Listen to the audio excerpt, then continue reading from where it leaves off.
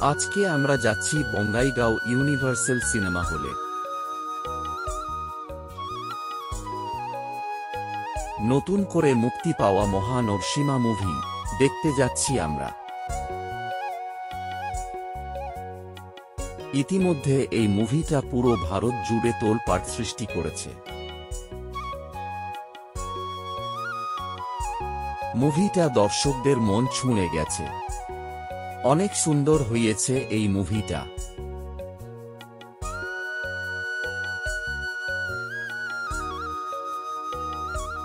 বুক মাই show থেকে আমরা ticket book করেছি। আমাদের কপালটা ভালো যে টিকিট পেয়েছে। আমরা টিকিট বুক করার একটু পরেই হাউসফুল হয়েছে। এটাই হলো universal cinema hall Bongaigaon. Cinema হলটা অনেক সুন্দর আর মহানরসিমা মুভিটাও অনেক সুন্দর, তাই তো দেখতে আসলাম আমরা।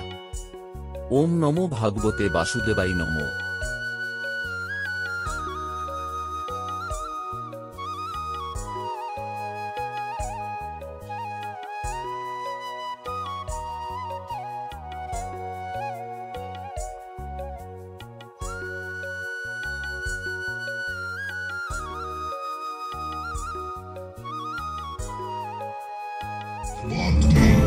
Da processo al